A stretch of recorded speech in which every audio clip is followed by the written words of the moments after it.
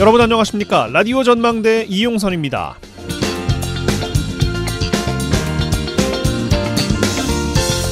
11월부터 밤 8시 그리고 오전 7시까지 심야에 소아 환자를 받는 병의원급의 진찰료가 올랐습니다. 본인 부담금 3,000원이 인상되고요.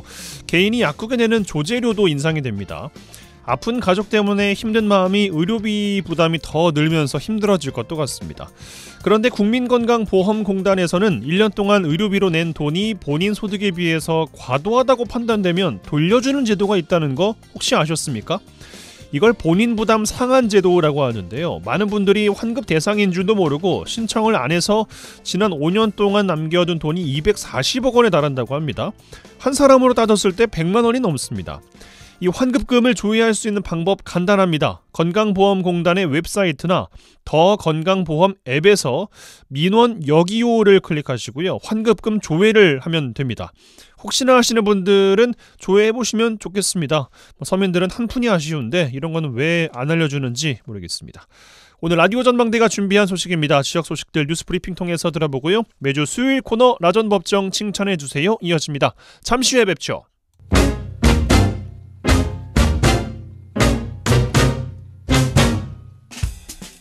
1시간만 투자하세요. 지역 이야기를 모아 전해드립니다. 지역 시사는 역시 여수 MBC 이용선의 라디오 전망대.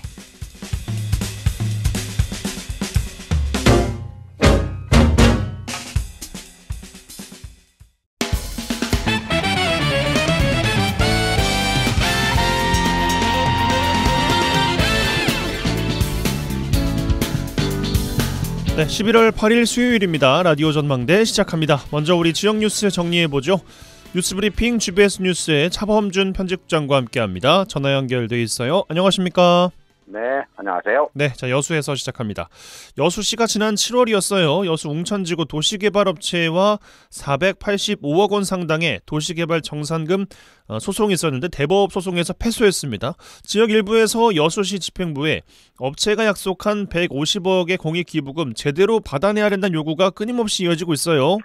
네, 여수시가 지난 7월 대법원에서 485억 원대의 도시개발 정산금을 대법원 패소로 개발업체로부터 받아내지 못하면서 지역 주민들로부터 부실한 웅천지구 도시개발 사업을 진행했다는 비난을 받고 있습니다. 최근 여수시 의회에서 여수 웅천지구 택지개발업체가 여수시에게 약속한 150억 원의 공익기부금이라도 받아내야 하는데 아직도 공익기부금 납부가 진행되지 않고 있다며 여수시 집행부를 질타하는 비난이 나왔습니다. 여수시의회 최정필 의원 최근 시의회 임시회 본회의 시정질의와 답변 과정에서 웅천지역 현안 문제의 해결에 진척이 없다며 시 집행부를 강도 높게 비판했습니다. 해당 의원은 그동안 시의회에서 웅천지구 택지개발업체가 약속한 150억 원의 공익기부금의 기부가 조속히 마무리될 수 있도록 여수시 집행부에 주문했지만 아직도 납부가 마무리되지 않고 있다며 업체로부터 납부된 10억 원을 제외하고 남은 금액에 대해 업체로부터 납부를 받았거나 또는 납부 기한을 약속받은 내역이 있는지 시 집행부에 따져 물었습니다. 최정필 의원은 웅천지구 도시개발업체가 막대한 수익을 올렸을 것으로 추정되는데 업체가 웅천지역 주민을 위해 기부하겠다는 약속을 지킬 수 있도록 여수시의 적극적인 행정이 필요하다고 주문했습니다. 예, 웅천지구는 개발업체의 공익기부 약속 불이행 말고도 최근 주민 편익시설 부족 등 부실한 도시개발 논란이 이어지고 있어요. 여수시 의회 지적에 대한 여수시의 입장 어떻습니까? 네, 여수시 의회는 시정질의를 통해 시 집행부에 웅천지구의 중학교, 또 출장소, 팥줄소를 신설해야 된다는 입장을 시 집행부에 전달했는데요. 웅천 지역에 폐교 가능성이 높은 중학교를 이설하거나 분교를 설치하는 문제, 또 이동 민원실의 설치 운영, 치안센터 설치 등을 검토할 것을 촉구했습니다. 여수시 집행부는 웅천지구 개발업체의 공익기부금과 주민 편익시설 설치 주장에 대해 현재로서 공익기관 신설은 불가하지만 다른 방안을 검토 중이다 이렇게 답변했습니다. 또한 여수시는 웅천지구 도시개발업체의 공익기부금 납부와 관련해 여수시 의회의 시정질의 답변을 통해 개발업체로부터 아직 추가적으로 납부된 공익기부금은 없고 남은 공익기부금을 언제 완납하겠냐에 대한 이 추가적인 입장 역시 업체로부터 전달을 받지 못했다 이렇게 보고했습니다. 용천지구 도시개발은 끝났지만 공공편익시설은 부족하고 개발업체로부터 공익기부금에 대한 납부는 여전히 받아내지 못하고 있는 답답한 상황 계속 이어지고 있습니다. 예, 알겠습니다. 자, 광양으로 가죠. 광양시가 지역의 2차전지 사업 투자 환경을 조성하는 데 주력하고 있습니다. 지역 2차전지 공장 건설 사업장에서 공사비 정산을 받지 못하는 불미스러운 일이 발생했어요. 네, 최근 폐배터리를 리사이클해서 2차전지 원료로 공급하는 율촌 산단 내 이 포스코 HY 클린멘탈 건설 사업장에 참여한 지역의 업체가 공사가 준공 후에 10개월이 지나도록 공사비 정산을 아직 받지 못하고 있다며 회사 앞에서 집회를 열고 있습니다. 광양 지역의 중소기업인 A업체는 지난해 9월부터 12월까지 율촌 산단 내 HY 클린메탈 공장에 덕트 공사와 배관 공사를 하청을 받아 시공했는데 공사 준공 이후 시공 중 발생한 추가 공사비를 10개월이 지나도록 정산받지 못하고 있다고 주장했습니다. 이 공사를 진행한 광양 지역의 업체는 공사를 발주한 업체가 과다한 예산 증액으로 이 중국 업체와 지분 문제로 심각한 상황이니 기다리라는 답변으로 시간을 끌고 있고 또 공장을 신축한 HY 클린메탈 역시 가능한 빠른 시일 내에 조치하겠다는 입장만 반복하고 있다고 주장했습니다. 이 보도에 따르면 시공업체가 정산을 계속 독려하자 공장을 설립한 HY 클린메탈 측은 공사 신축을 맡은 업체에 공사비를 정산했다고 주장하고 있고 정작 공사를 진행한 업체는 이 해당 업체로부터 역시 정산을 받지 못했다며 서로 상대에게 책임을 미루고 있다고 합니다. 예, 뭐 두 측의 말이 다릅니다. 양측의 말이 달라요. 공사비를 정산했다는 회사 측, 아직 못 받았다는 업체, 뭐 한 곳은 거짓말이겠죠. 애꿎은 시공업체만 중간에서 어려움을 겪고도 있는 것 같습니다. 네, 시공을 맡은 광양의 업체는 이 HY 클린메탈 측이 정산 약속에도 불구하고 정산이 계속 미뤄지면서 이 직원들의 급여가 수개월째 밀리고 있고 회사에서 근무하고 있던 직원 3명까지 퇴사해 어려움을 처해 있다며 HY 클린메탈의 공사비 정산을 요구하고 있습니다. 이 광양 지역 중소기업인 A업체는 최근 HY 클린메탈 공장 정문 앞에서 공사대금 정산을 요구하는 시위를 벌이고 있고 이 HY 클린메탈이 적극 나서서 공사대금을 정산해 줄 것을 요구하고 있습니다. 공사를 발주한 사업체와 업체 간의 내부 속사정이 뭔지는 자세하게는 모르겠습니다만 이유가 뭐든지 간에 하청업체의 공사대금 정산을 미루는 건 양쪽 모두 비난받을 일인 것 같습니다. 빨리 마무리가 좀 잘 됐으면 좋겠어요. 자, 마지막 소식 순천에서 마무리하죠. 22년 동안 순천시가 사용해온 시 상징물 CI라고도 하죠. 이걸 교체하기 위해서 새로운 디자인을 선정하는 작업을 추진하고 있어요. 네, 순천시가 지난 2001년에 개발에 사용하고 있는 시의 상징물 이 CI를 교체하기 위한 디자인 선정을 위한 시민 선호도 조사와 공청회를 개최하고 최종 선정을 앞두고 있습니다. 순천시가 지난 2001년에 개발한 이 상징물은 한자 사람 인 모양을 통해 이 사람 모습을 표현했고 나간 읍성의 성곽 형태와 이 순천만의 S자 모양을 통해 형상화한 디자인입니다. 최근 지역 일부에서 해당 디자인이 순천시의 정체성을 제대로 담지 못하고 있다는 지적이 계속 나왔는데요. 순천시는 지역 주민들이 기존의 시 상징물 디자인이 순천시 이미지와 이 정체성을 표현하는 데 한계가 있고 순천의 미래 가치를 담지 못해 개선의 필요성이 제기되었다며 순천시의 현재 가치와 미래 비전을 담은 CI 개발을 위해 지난 3월 용역사를 선정해 개발을 진행하고 있다는 입장입니다. 지자체나 기업이 로고나 상징물을 교체하는 작업은 종종 합니다. 근데 이게 생각보다 쉽지 않다 그래요. 시 상징물 교체 작업의 현재 진행 상황 어떻습니까? 네, 순천시 상징물 교체와 관련해 순천시는 요경업체에서 새로운 상징물을 디자인하고 개발해 지난달 시민들을 대상으로 선호도 조사를 끝냈고 지난 11월 1일에는 시민 공청회를 통해 시민들의 의견을 수렴했다는 입장입니다. 순천시의 새 상징물 교체와 관련해 오늘 관련 업무를 맡고 있는 시 기획예산실 기획팀의 현재 진척 사항을 확인해 봤는데요. 시 담당 부서에서는 이번 시 상징물 교체는 심도 깊은 디자인 개발을 위해 외부 전문가와 지역 대학의 교수, 주민대표와 청년 등 각계각층으로 구성한 순천시 CI 추진위원회를 구성해 용역사와 협의를 통해 개발 방향이나 전략을 수립했다는 입장입니다. 순천시는 그동안 디자인 작업을 통해 CI 디자인을 4가지 정도로 압축했고 시민 선호도 조사를 통해 현재 2가지 정도로 디자인을 압축했다는 입장입니다. 순천시는 최종 수정 작업을 거쳐 순천시를 대표할 수 있는 이미지를 담으면서도 시대 변화에 맞는 심플하고 미래지향적인 디자인을 선정하겠다는 입장입니다. 순천시는 시 상징물 교체 사업이 예정대로 진행되면 빠르면 내년 1월부터 새로운 디자인을 사용할 수 있을 것으로 보고 있습니다. 네, 알겠습니다. 뉴스브리핑 GBS 뉴스의 차범준 편집장과 함께했어요. 고맙습니다. 네, 고맙습니다.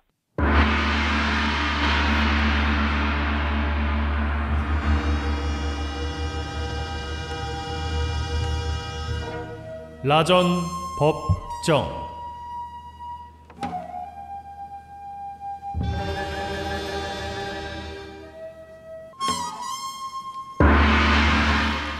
내 생각만 옳은 것은 아니다. 이런 주장도 있다. 이슈를 바라보는 눈을 키워드립니다.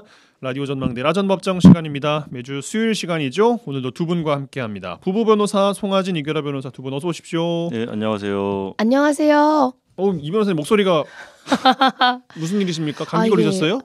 네, 감기인 것 같아요. 독감이나 코로나 이런 것은 아니고 좀 목으로 좀 심하게 와가지고 목소리가 오늘 좀 더 아름다워졌는데 대단히 듣기가 거북합니다만 거북하다니요. 제가 안사람 관리를 잘 못해서 다 이런 사단이 벌어진 것 같습니다. 정치자 여러분께 제가 바깥 사람일 수도 죄송하다는. 있는데 뭐 내가 안 사람이래.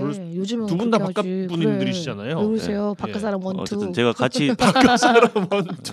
좀 정정해서 제가 같이 데리고 사는 여자를 제가 관리 잘 못해서 네, 죄송하다는 말씀드리겠습니다. 아무튼 감기 요즘에 날씨가 갑자기 또 추워졌잖아요. 네. 조심하셔야 됩니다. 그러니까요. 건강 관리 좀 잘 하셔야겠습니다. 네. 아무튼 오늘 이 변호사님 목소리가 조금 평소와는 달라도 청취자 여러분들께서 또 양해를 또 해주시리라고 믿고 오늘 또 이야기를 풀어가 볼 텐데 송 변호사님 어떤 한 주 보내셨어요? 근황 여쭤보겠습니다. 저야 늘 지역 사회 경제 발전을 위해서 헌신 이 한 몸 바쳐서 헌신하고 또 회복을 하고 그런 일상의 연속이라고나 할까요? 그렇군요. 네, 그렇습니다. 지역사회 경제 발전이 좀 너무 한 분야에만 치중해 있다는 것이 그렇죠. 한 업종에만. 네, 예. 그러니까요. 아니요, 식사도 하고 또 그러니까 주로 음식, 주류 이쪽에만 좀. 근데 또 제가 또 소식을 들은 게 내일부터인가요? 소주하고 맥주 가격이 오른다는 이야기가 있더라고요. 내일부터인가요? 그러니까 오늘까지 여러분 열심히 마시세요. 그래, 내일 또 오른대요. 방송 끝나고 바로 가시죠. 네. 여러분 그렇군요. 오늘부터 또 내일부터 오른다고 하니 저도 찾아보고 또 클로징 때 말씀을 또 드리는 것으로 하겠습니다. 자, 화제의 판결로 바로 들어가 볼까요? 예, 어떤 이야기 준비해 오셨습니까? 오늘 화제의 판결은 2023년도 장애우 건익문제연구소가 선정한 좀 여러 가지 판결들이 있는데 이제 그 중에 좀 디딤돌 판결이라 그래서 아무래도 좀 장애우의 인권 향상에 좀 기여한 것으로 평가된 판결들을 조금 몇 가지 가져왔는데 좀 일상생활에서 우리가 많이 느꼈던 게 이제 편의점 경사로에 대한 판결이 하나 있었어요. 예. 이제 편의점 경사로가 사실 이렇게 좀 턱이 있고 경사로가 아예 없다 보니까 사실상 아이를 이제 그 유모차를 끌고 다니는 아이 엄마나 아니면은 휠체어를 타는 장애인들이 편의점에 대한 접근을 사실상 못하게 되는 거예요. 그러니까 그 진입로 말씀하시는 거죠? 네. 진입로에 그 경사로가 설치되어 있지 않다 보니까 그래서 실제로 이게 이제 소송으로 간 사례가 있습니다. 아하. 그래서 장애인과 영유아 부모들이 좀 몇몇이 모여가지고 2018년 4월에 소송을 제기했어요. 예. 이게 진짜 관련 법에는 이제 옛날 평수 개념으로 할 때 91평 발음이 잘 안 되는 91평이 넘는 편의점만 이런 경사로를 만들 수 있게 돼 있었던 거예요. 의무로 하고 있던 거군요. 그러니까 이상만. 이제는 그래서 그 GS 리테일 쪽에서 우리는 관련 법에 따라서 한 거다 이렇게 하니까 사실상 91평이 넘는 편의점이 몇 개나 되겠습니까? 잘 없죠. 그렇죠. 그렇게 넓은 편의점 별로 없잖아요. 그러니까 이게 법망을 피해 나가는 거다. 이게 실질적으로 이 사람들의 권익을 침해하는 거다라고 해서 실제로 이제 시행령이 개정도 되기는 했다고 합니다. 그래서 이 판결을 한번 좀 가져와 봤어요. 법원에서도 이렇게 본 거예요. 사실상 91평이 넘는 편의점이 있겠느냐. 그러니까 사실상 거의 없지 않느냐. 그래서 이 대부분 시설의 편의시설 설치 의무가 면제됐다. 뭐 본다면 장애인의 접근권을 심각하게 제한하는 것이다. 그래서 GS 리테일의 직영 편의점 중에 이제 설치가 돼 있지 않은 곳들은 1년 이내로 접근로나 출입구를 확보를 해라. 이렇게 이제 판결이 나온 건데 굉장히 장애인의 이거 권익 증진에 기여를 한 판결이라고 보고 이제 이 판결에 영향을 받아서 지금 이제 기존에 한 91평 정도에서 이제 50제곱미터로 하향됐다고 해요, 기준이. 확 내려갔네요, 그러면. 네, 확 내려갔는데 이제 이것조차도 이제 비판하는 목소리가 있습니다. 그러니까 그러니까 다른 나라의 사례들을 보면은 어느 나라에도 면적을 기준으로 하는 곳은 없어요. 그래서 이런 것들로 봤을 때는 50제곱미터로 줄이는 거, 아니 물론 이제 좋아진 건 맞습니다만 이 면적에 대한 어떤 기준 자체를 없애는 게 맞지 않느냐. 네, 이런 목소리들이 또 나오고 있습니다. 예.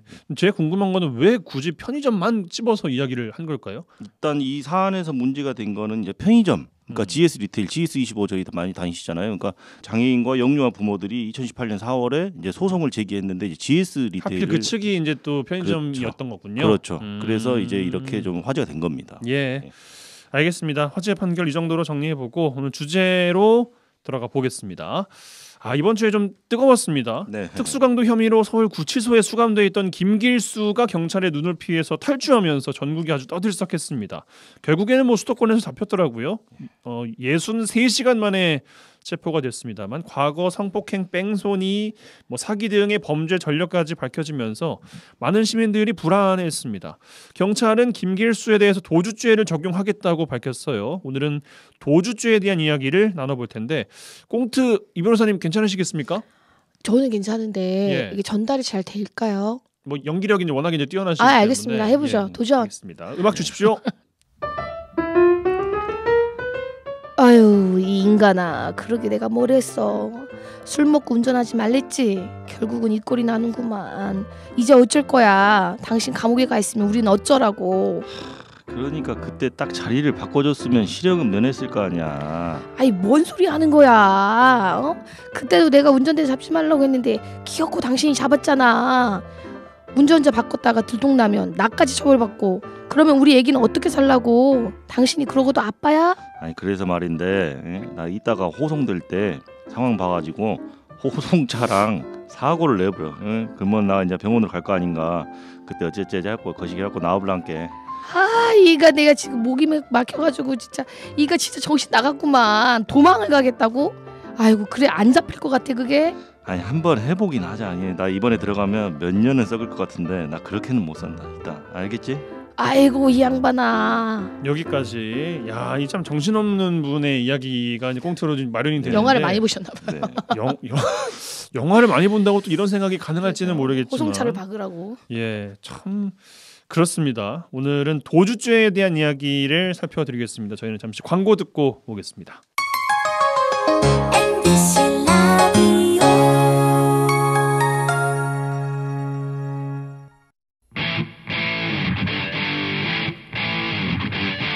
젊고 당찬 시사 생활밀착 뉴스 이용선의 라디오 전망대. 여수 MBC 라디오 전망대에 함께 하고 계십니다. 매주 수요일 코너 라전 법정 부부 변호사 송하진 이결하 변호사 두 분과 함께 하고 있습니다. 이번 주에 아주 떠들썩했던 인물이 바로 김길수라는 인물이에요. 구치소에 수감돼 있었는데 병원 치료받다가 도주했습니다. 뭐 숟가락을 삼켜가지고 이제 병원에 갔다가 뭐 이야기가 좀 됐었는데 도주죄가 뭔지 이야기부터 좀 해볼까요? 그냥 도망가면 다 도주죄입니까?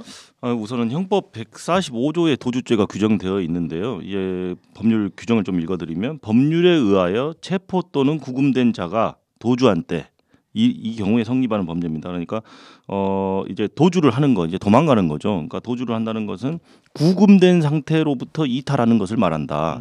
그러니까 병원에 갔어도 이제 구금된 상태였잖아요. 간수들의 어떤 감시나 어떤 구속을 받고 있는 상태였는데 이제 도망간 것이니까 당연히 도주에 해당하고 일시적인 이탈로도 족합니다. 일시적으로 잠깐 벗어났어도 그 도주죄에 성립하는 데는 전혀 영향이 없고요. 그리고 이제 간수자의 어떤 지배에서 벗어났을 때 이 개념에 대해서 좀 설명을 드리고 싶은데 이제 뭐 예를 들자면 교도소의 외벽을 넘긴 넘었어요. 근데 계속해서 간수들이 뒤에서 쫓아오고 있는 상황이다. 그러면 추적을 받고 있는 때에는 일단 이 죄가 기수가 된다고 볼 수는 없어요. 그러니까 죄가 완벽하게 성립했다. 죄가 성립이 완료됐다 이렇게 보기는 어렵습니다. 그러니까 도주의 완료 상태로 볼 수는 없다라는 거군요. 그래서 실력적 지배에서 벗어나야 됩니다. 그러니까 간수들이 쫓아와도 더 이상 잡을 수 없는 어떤 실력적 지배를 완전히 상실한 상태가 되면 도주죄가 성립을 하는 거죠. 그러니까 예. 이 김길수 씨에 대해서 뭐 도주죄가 적용되는 거는 뭐 자명한 사실인 것 같습니다. 예. 그러면은 그 교도소 이야기를 하셨는데 그 우리가 이제 영화나 드라마 이런 거 많이 봐가지고 이제 잘 알고 있는 소재 탈옥 뭐 이런 거 있잖아요. 그렇죠. 그럼 뭐 병원 호송 중에서의 도주가 아니라 만약에 그냥 탈옥을 한 것이라면 이거는 다른 이야기인 거죠? 원칙적으로는 차이는 없어요. 없어요? 네, 원칙적으로 구치소에 수감돼 있던 사람이 도주한 것과 우리가 영화에서 흔히 뭐 보게 되는 소재로 다뤄지는 탈옥은 차이는 없는데 왜냐하면 이미 유죄 확정 판결을 받고 그 이제 형 집행을 받으려고 교도소에 구금된 자뿐만 아니라 재판이 확정되기 전에 뭐 피고인이나 피의자 신분 있잖아요. 이 상태로 구속되어 있거나 아니면 이제 노역장이 유치된 경우들 있잖아요. 뭐 그 벌금을 안 내 가지고 뭐 일일당 얼마 한산한 이런 다를 다 포함하기 때문에 이제 감옥에 수감되어 있다라는 거는 이제 뭐 이런 미결수인 상태도 마찬가지 다 포함하는 개념이라서 네. 원칙적으로는 똑같다고 보시면 돼요. 예, 그래서 적용되는 거에 있어서는. 그러니까 법률에 의해서, 그러니까 뭔가 잘못을 해서 내가 체포됐거나 아니면은 이제 형이 확정되진 않았는데 재판을 받기 위해서 구치소에 수감돼 있거나 아니면 형이 확정돼서 이제 교도소에 수감이 됐거나 그 여부를 불문하고 법률에 의해서 체포 또는 구금된 자는 모두 포함이고요. 이제 탈옥 이야기를 하셨으니까 이제 이 부분은 좀 추가로 설명드리고 싶은 거는 이제 탈옥하는 과정에서 이제 도주를 하는 이런 과정에서 수용 설비나 기구를 손괴하거나 그러니까 뭐 이제 시설물들을 손괴하거나 아니면은 폭행이나 협박을 했다든지 아니면 2인 이상 합동해서 탈옥을 했을 경우에는 단순 도주죄가 아니라 특수 도주죄입니다. 그러니까 도주에도 종류가 있는 거군요. 그렇습니다. 아까 단순히 이제 도주한 경우는 단순 도주죄인데 이제 수용 설비나 기구 손괴, 폭행 협박 2인 이상 합동 범행인 경우에는 특수 도주죄가 적용돼서 이제 훨씬 가중 처벌을 받게 되는 거죠. 예. 예를 들어서 뭐 숟가락으로 땅굴 파가지고 나갔다 이러면은 그것도 특수한 도주로 볼 수가. 그럴 수 있겠죠. 예를 들어서 쇠창살을 잘랐다든지 그 쇼생크 탈출에 나온 것처럼 이제 숟가락으로 벽을 파가지고. 나이가 나오네. 예. 언제쯤 90년대 영화 아니에요? 그런 명작을 두고 왜 지금 막 2000년대생. 그럴 수 있죠. 검색. 지금 주제와 상관없는 이야기 자꾸 하고 있는데 계속 하겠습니다. 이게 일단은 그렇게 벽이나 창살 이런 것들을 훼손했다. 당연히 이제 특수도주죄겠죠. 네. 알겠습니다. 그러면은 그 도주한 사람이 이게 할 말인지는 뭐 모르겠지만은 아니 이 사람은 그 감옥에서 탈옥을 한 거고 나는 잠깐 나와 있다가 도망간 건데 내가 조금 더 경해야지 왜 똑같이 처벌합니까? 뭐 이런 이야기를 할 수는 없을까요? 누가요? 김길수 씨가요? 뭐 예를 들어서 뭐 누구라고는 말 안 하겠습니다. 판사님한테 혼날 것 같긴 합니다만은 일단은 병원에 있었어도 일단 구금된 상태였던 건 맞잖아요. 그러니까 일시적으로 나와서 간수들하고 같이 있지 않았습니까? 우리가 그 병원 갔다 오라고 외출증은 끊어준 건 아니지 않습니까? 그래서 형 집행이 정지된 사람이었다면 당연히 성립하지 않습니다. 근데 뭐 형집행 정지가 되는 경우들이 있잖아요. 예를 들어서 뭐 부모의 상해라든지 뭐 이런 경우에 그런 경우에는 도주죄가 적용되지 않겠지만 지금 간수들하고 같이 병원에 가서 어떤 수갑이나 이런 걸로 좀 묶여 있었을 거예요. 근데 그걸 풀고 지금 달아났다라고 한다면 도주죄가 성립하는 것은 명백한 사실이죠. 예. 탈옥과도 뭐 크게 뭐 의미를 다르게 둘 필요는 없다라는 말씀이신 것 같습니다. 꽁트를 좀 볼까요? 이 좀 남편이 이런 생각을 하시면 안 될 것 같은데 참 위험한 상상을 좀 하셨습니다. 징역형을 받게 됩니다. 아내한테 도주하겠다, 호송차를 좀 박아달라, 뭐 이런 이야기를 이제 하신 거 아니겠습니까? 그럼 병원으로 가서 거기에서 좀 어찌어찌 해볼란다, 뭐 이런 이야기를 했는데 뭐 도와달라고 아내한테 했는데 아내가 뭐 정신 나갔냐, 뭐 제정신이냐, 뭐 우리 아이는 어떻게 하라는 것이냐, 뭐 이런 이야기까지 하고 있습니다. 사전에 모의한 것도 죄로 볼 수 있어요, 먼저? 이제 형법의 일정한 죄들은 단순히 그거를 예비한 거 또는 음모한 것만으로도 처벌을 해요. 그러니까 대표적인 살인죄 같은 경우에는 그거를 이제 모의한 것만으로도 처벌을 하는데 이 도주죄도 마찬가지로 예비 음모죄가 있습니다. 그래서 이제 도주 원조죄를 또 한번 먼저 말씀드리면은 도주 원조라는 게 뭐냐면 법률에 의해서 구금된 자를 탈취하거나 도주하게 한 자는 10년 이하의 징역이어가지고 도주 한 사람보다도 더 더 그 훨씬 더 중하게 훨씬 더 중하게 처벌을 하는데 예비 음모죄가 또 적용이 돼서 이 도주 원조죄를 범할 목적으로 예비하거나 또는 음모한 자는 3년 이하의 징역이 처하도록 돼 있습니다. 그래서 아무래도 도주자가 스스로 도주하기에는 힘든 상황들이 많잖아요. 네. 누군가의 도움이 거의 뭐 필수적인데요. 당연히 그러니까 도와준 거를 더 중하게 처벌을 해서 아예 이제 도주죄를 생각하지 못하도록 하게 하는 거겠죠. 그래서 이제 훨씬 더 중하게 처벌하고 있습니다. 근데 이제 꽁트 사례에서 수락하지는 않았으니까 명시적으로 뭐 아내분이 수락하는 장면이 나오지는 않았는데 그래 내가 몇 시에 가서 뭐 차로 들이받아 버릴 테니까 그때 도망가자 이렇게 수락까지 하고 구체적인 내용을 모의했다라면 당연히 예비 음모죄로 처벌을 받겠죠. 예. 만약에 이제 도왔다는 가정을 한다면요. 네. 이번 그 김길수 사례도 보면은 주변인들이 조력을 한 걸로 알려지고 있잖아요. 네. 뭐 예를 들어서 뭐 돈을 줬다거나 그리고 또 주변인에게 전화를 하는 과정에서 이게 또 결국에는 발각이 돼서 체포가 된 걸로 알려지고 있는데 돕게 되는 경우에는 당연히 그럼 처벌이 되겠습니다. 어떤 처벌 받게 됩니까? 우리가 또 생각해 볼 게 도주를 원조하는 거 말고 또 범인 도피죄라는 게 있어요. 범인 도피죄. 네, 범인이 도망가게 하는 그건데요. 그래서 이제 그것도 한번 좀 말씀을 드리면 아니면 이제 범인을 숨겨주는 거. 은닉이라고 하죠. 예. 이제 범인 은닉이나 범인 도피죄는 이제 이거는 벌금 이상도 있는데 이제 아니 벌금 이상이 있는 게 아니라 벌금 이상의 형에 해당하는 죄, 그러니까 꼭 징역형이 아니더라도 벌금 이상의 형에 해당하는 죄를 범한 자를 은닉 또는 도피하게 한 자는 3년 이하의 징역 또는 500만 원 이하의 벌금에 처하도록 되어 있습니다. 그런데 아무래도 그 이제 죄를 범한 자랑 친족 관계에 있으면 특히나 뭐 가족 있잖아요. 그러니까 네. 배우자나 직접 자식이거나 이제 부모이거나 하면은 솔직히 도와줄 수밖에 없는 상황도 있을 수 있잖아요. 그래서 친족이나 또는 동거하는 가족, 꼭 친족이 아니더라도 동거의 가족이 본인을 위해서 이제 죄를 범한 때에는 처벌하지 아니한다는 또 규정이 있어요. 네, 근데 여자친구였잖아요. 김길수 씨 같은 경우는 여자친구는 친족도 아니고 동거의 가족도 아니잖아요. 뭐 혼인신고를 안 했으니까 어쨌든 명백한 법률상 어떤 친족 관계가 없지 않습니까? 그래서 당연히 법인 도피죄로 처벌을 받겠죠. 돈도 주고 뭐 도망가는 데 도와줬잖아요. 그러니까 처벌을 받습니다. 예.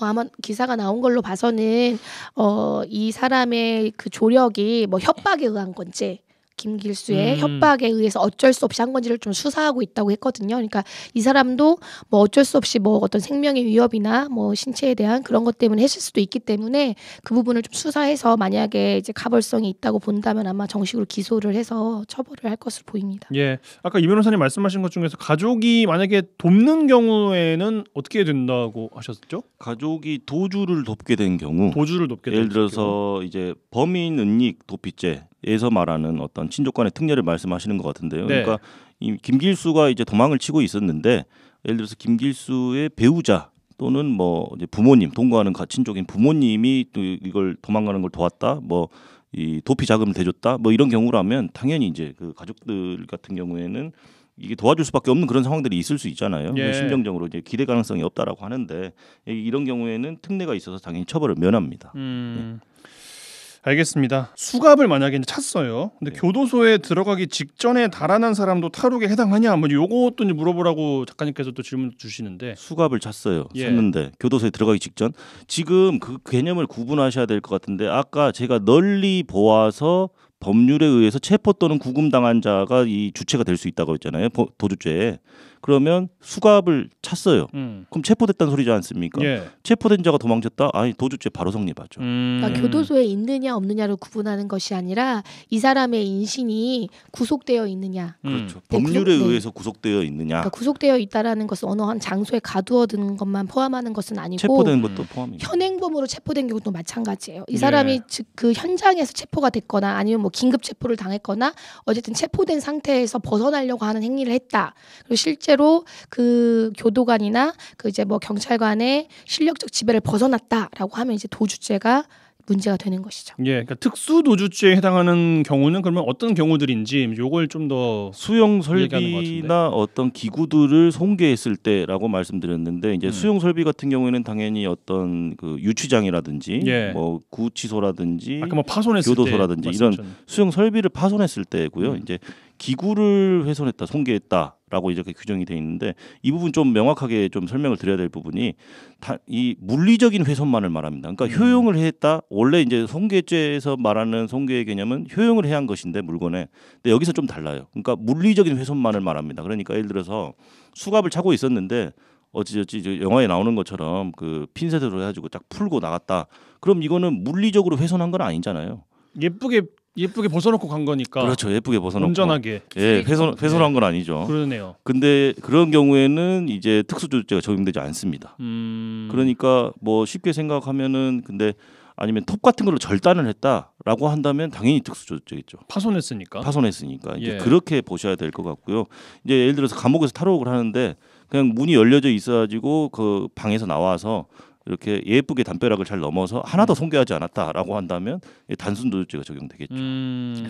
근데 그런 경우가 얼마나 있겠습니까? 그리고 이제 뭔가를 훼손하겠죠. 괴력자가 아니라고 한다면 수용 설비나 기구를 손괴한 거 아니면 이제는 그 구속의 상태를 벗어나려고 사람에게 폭행을 하거나 협박, 나 지금 풀어주지 않으면 어떡하겠다.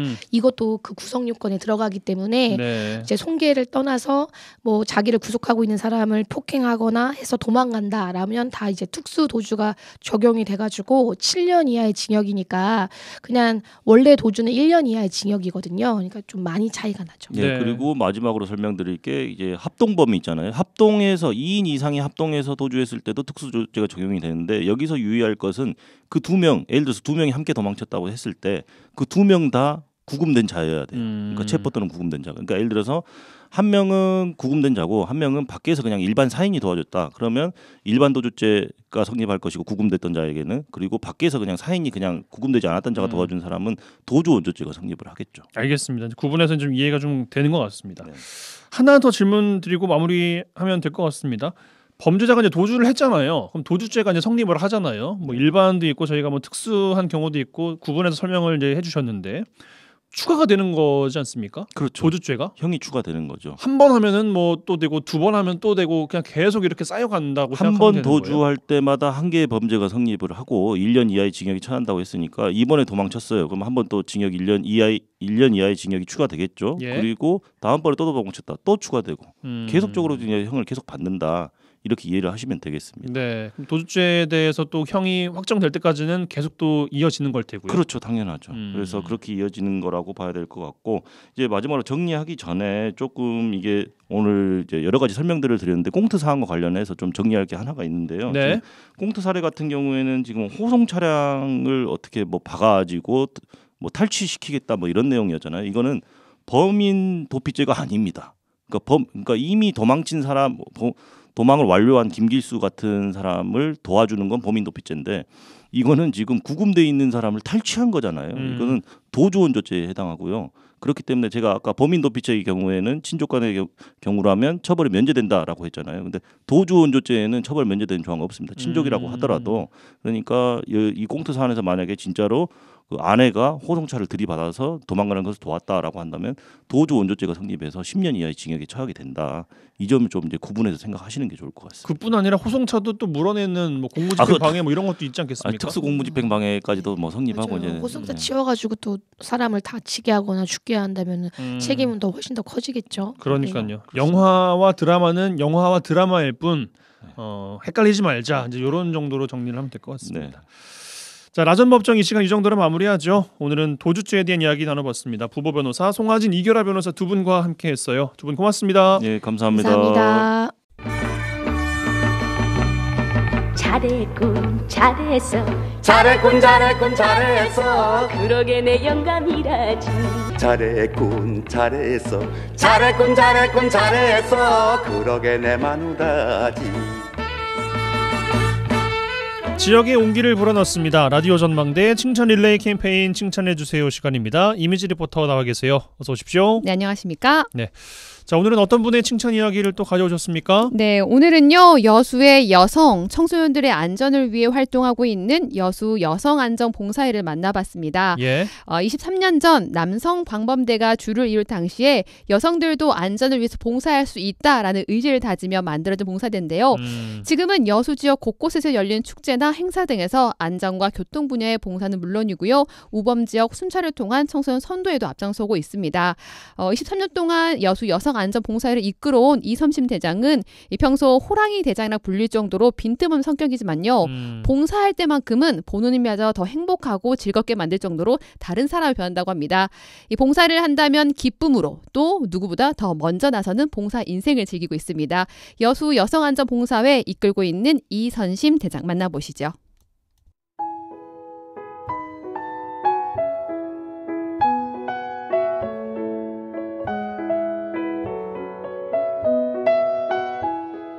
제가 뭐 소개할 건 없는 사람입니다. 저는 여성안전봉사회의 이선심 대장이라고 칭하고 있습니다. 올해가 23년이니까 23년 됐는 것 같네요. 원래 방범이었어요. 방범대에서 남녀가 같이 하는 방범이었어요. 그리고 여성은 여성대로 하고 남성은 남성대로 있어도 모여서 뭐 할 때는 같이 하고, 근데 여자들은 제 책임을 잘 안 줘요. 남자들 따라다니는 것으로. 근데 좀 자존심이 상하더라고. 그래서 여자들도 남자들 못지않게 할 수 있다는 걸 보여주면서 그걸 보여주고 싶었어요, 솔직히. 그러면서 만드는 것이 여성단체에서 그 여성안전자원봉사회가 된 거예요. 지금 52명입니다. 여러 이렇게 마을이나 동네에서 우리 동네 안전이 좀 불안합니다. 좀 이렇게 우범 지역들 있잖아요, 청소년들. 그런 데를 좀 와갖고 순찰을 돌아주세요. 그래요. 그래서 이제 그런 데를 달달이 2회 이상은 꼭 그 정기적으로 정모를 하고 지금까지. 그리고 이제 명절 때는 설 추석에는 재래시장 새벽에 6시부터 12시까지 그 가장 중요한 버스 내리고 그럼 막 무단횡단을 해보거든요. 노인들 와갖고. 이제 그런 것 때문에 새벽에 나가서 그걸 하고. 이제 그 하다가 보니까 이게 봉사라는 것이 뭐고, 봉사가 몸에 배고, 봉사에 대한 그 뒤에 오는 기쁨, 보람, 이런 게 오다 보니까 여러 가지 봉사를 하게 됐는데, 자랑스러운 일도 있었지만 힘들고 어려운 일도 많았어요. 근데 우리 어렸을 때 같잖아요. 지금 학생들은요, 달라들어요. 예.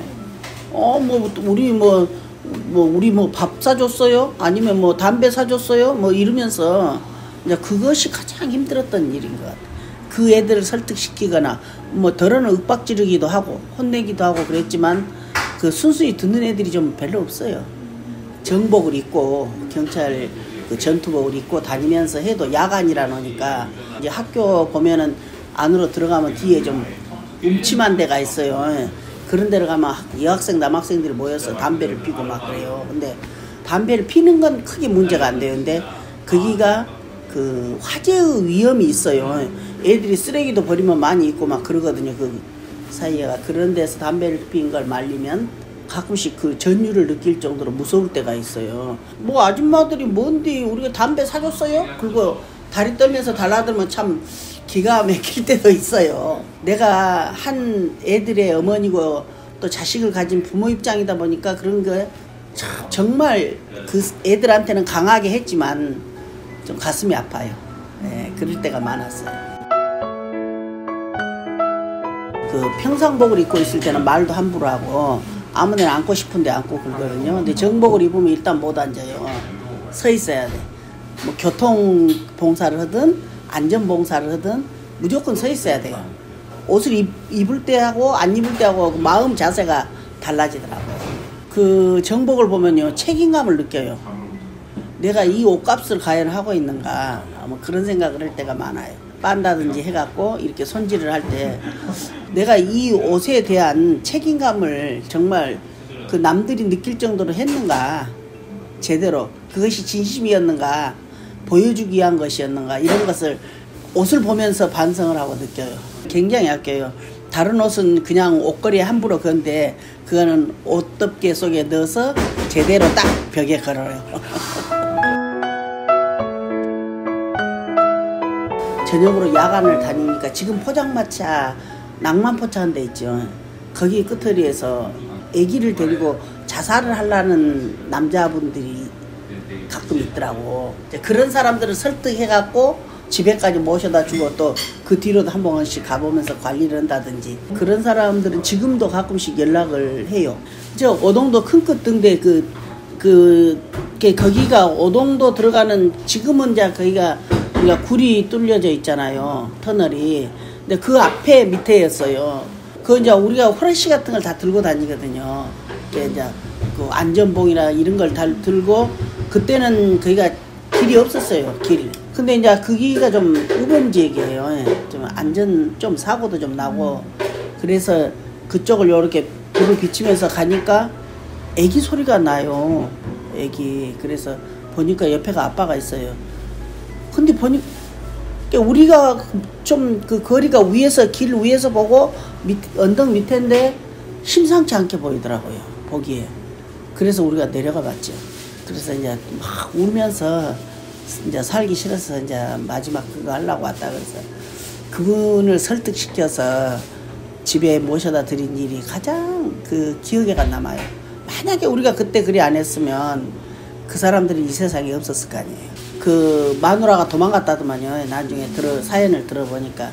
그래서 도저히 이 어린 꼬마를 3살이나 먹었겠대요. 4살도 안 되게 보인 그 애를 데리고 오지겠으면 자살을 하려고 그랬어요. 아니 우리가 가끔씩 그 집을 가봐요. 이제 반찬도 좀 해갖고 가고 뭐또 좀 해갖고 가보고. 근데 그때 많이 울었어요. 우리도 같이 간 사람도. 너무 사연을 들어볼 게 너무 기가 막혀서. 근데 그런 걸 생각하면 너무 지금도 먹먹해요. 돌아서서 생각을 해보니까 누군가한테 우리가 도움이 된 사람들이고 또 그로 인해서 그 사람들이 지금 잘 살고 있잖아요. 애도 커갖고 청년이 됐더라고요. 그런 걸 보니까 너무 그때 만약에 우리가 없었다면 큰일을 당할 수도 있었는데 그 애를 보면 내 자식 같은 기분이 들어요. 그래서 굉장히 뿌듯하고 그래서 우리는 그래서 더욱 이 봉사를 해야 되겠다 그런 생각을 우리끼리 가끔씩 그 이야기를 들먹이면서 말을 하네요. 즐긴다고 봐야죠. 그걸 만약에 내가 싫어서 억지로 나오면 못해요. 그거. 근데 저만 긁었어요. 이건 혼자서는 안 되는 일이거든요. 그래서 이제 우리 대원들 전체가 보면 어쨌든 마음이 하나로 다 이렇게 묶어져 있다고 봐야 돼요. 동동북축제라든지 불꽃축제라든지 그런 건 안전을 기하는 거니까 또 아니면 마칭 페스티벌이라든지 뭐 여러 행사가 있잖아요. 동축제라든지 이런 거는 큰 행사에는 거의 콜을 하더라고.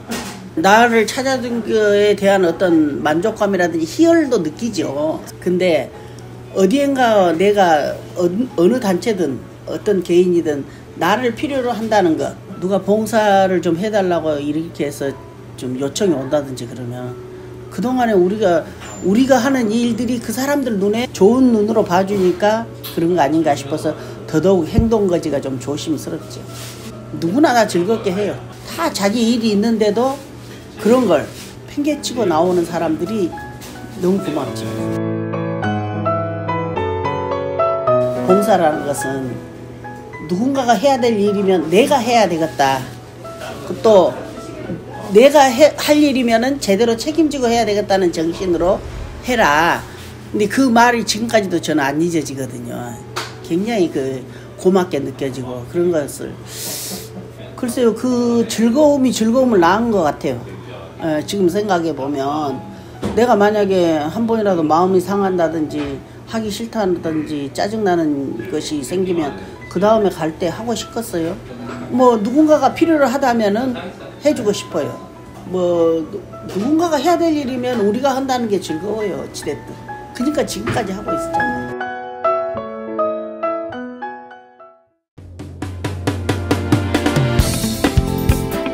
예, 앞서 라전법정에서 전해드렸던 내용, 내일부터 하이트 진로가 소주 맥주값을 각각 6.9%, 9.3% 올리기로 했습니다. 음식점에서 소주 6,000원, 맥주 7,000원 시대가 열리는 건 시간 문제겠습니다. 정부가 주세를 조정해서 출고가를 낮추겠다고 합니다만 주류 유통 구조상 인건비, 임대료, 도매 비용 가격에 영향을 더 주기 때문에 이번 주세 개편이 체감 물가에 얼마나 영향을 줄지는 모르겠습니다. 금주라는 옵션이 있긴 합니다만 참 어려운 옵션이긴 하죠. 자, 오늘 준비한 소식은 여기까지입니다. 목요일 내일 뵙겠습니다. 이용선이었습니다.